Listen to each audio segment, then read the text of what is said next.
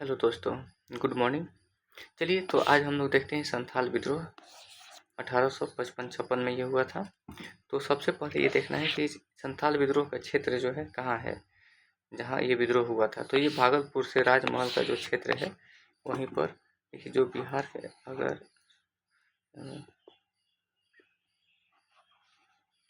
देखा जाए तो ये जो है, ये वाला जो क्षेत्र है भागलपुर और राजमहल का क्षेत्र है, जो कि दामन निकोह के नाम से भी जाना जाता था। ये 1830-31 के दौरान दामन निकोह कहलाता था। तो वही भागलपुर से राजमहल तक ये विद्रोह हुआ है, जो कि संथाल परगना के नाम से भी जाना जाता था। जनजातीय शोषण के विरुद्ध यह प्रथम सशक्त विद्रोह रहा है। यह विद्रोह है जो जीकू थे, जीकू का मतलब कि जो बाहरी लोग थे, यानी जनजातियों के अलावा जो बाहरी लोग आए थे यहाँ, तो उनके द्वारा इन जनजातियों का शोषण किया जा रहा था। दूसरा है कि एक माझी व्यवस्था प्रचलित थी संथालों में, उस व्यवस्था को समाप्त करने की कोशिश की गई या परिवर्तन किया गया। एक परहा पंचायत है, या इसको पुरहा पंचायत भी कहा जाता है, उस व्यवस्था में भी परिवर्तन किया गया। इसके अलावा देखा जाए तो वर्धमान में एक भागलपुर से वर्धमान तक एक रेल मार्ग बन रहा था। संथालों को बेगारी कराया गया, महिलाओं के साथ शोषण किया गया, इनके जो सामाजिक धार्मिक मान्यताएं थी उनसे छेड़छाड़ किया गया। जंगलों पर जो इनका अधिकार हुआ करता था, या जंगलों को साफ करके ये जिस पे खेती बाड़ी करते थे, वैसे ज़मीनों को हड़प लिया गया। तो ऐसे कई सारे व्यवस्थाएं हैं जिसके कारण संथाल विद्रोह जो है हुआ था। इसका नेतृत्व कौन किया था? तो सिद्धू कान्हू, चांद और भैरव, ये चारों जो है भाई थे। और इस विद्रोह में मेजर बारो जो है ये मारा गया था। और इस विद्रोह का जो दमन है लेफ्टिनेंट थॉमसन ने किया था। ठीक है। अच्छा, यह विद्रोह जो है असफल रहा। ये पूर्ण रूप से सफल इसको नहीं कहा जा सकता है, लेकिन फिर भी कहा जाता है कि कुछ अप्रत्यक्ष रूप से प्रभाव तो पड़ता ही है। तो यह कह सकते हैं कि यह विद्रोह भले ही असफल रहा, लेकिन इसके परिणाम स्वरूप संथाल परगना काश्तकारी अधिनियम 1876 संथाल परगना का जो क्षेत्र है उसका गठन किया गया और माझी व्यवस्था को फिर से मान्यता दी गई। तो ये सब इसके परिणाम हुए।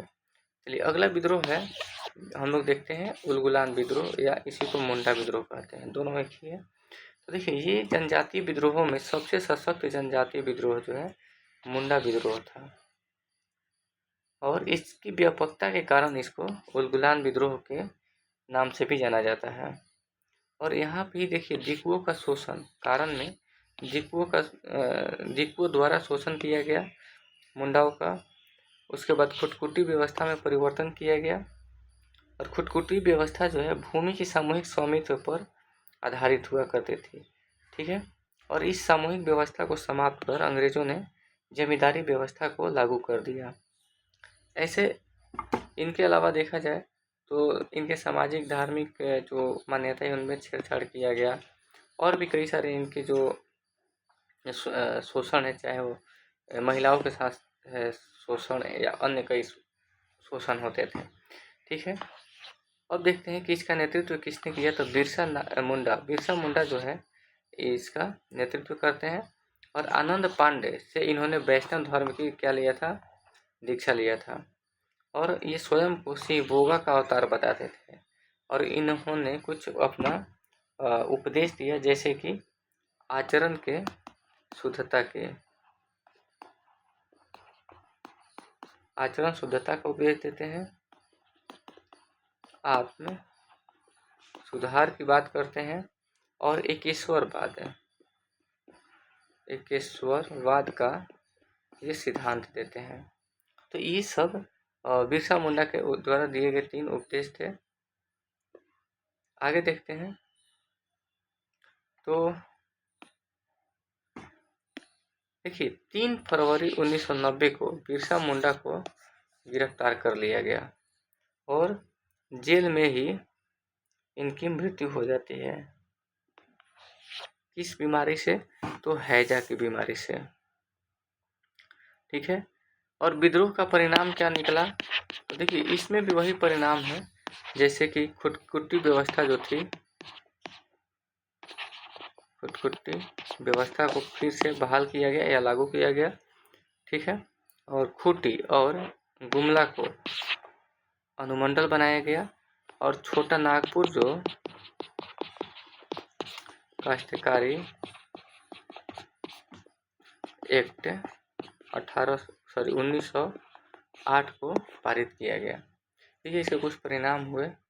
तो ये है जनजातीय विद्रोह के दो प्रमुख विद्रोह है, संथाल विद्रोह और मुंडा विद्रोह। आगे हम लोग अन्य विद्रोहों को भी अगले वीडियो में देख लेंगे। तो इसके लिए इस वीडियो को यहीं पर रोकते हैं। और वीडियो अगर पसंद है तो लाइक शेयर और सब्सक्राइब ज़रूर कीजिए। बहुत बहुत धन्यवाद।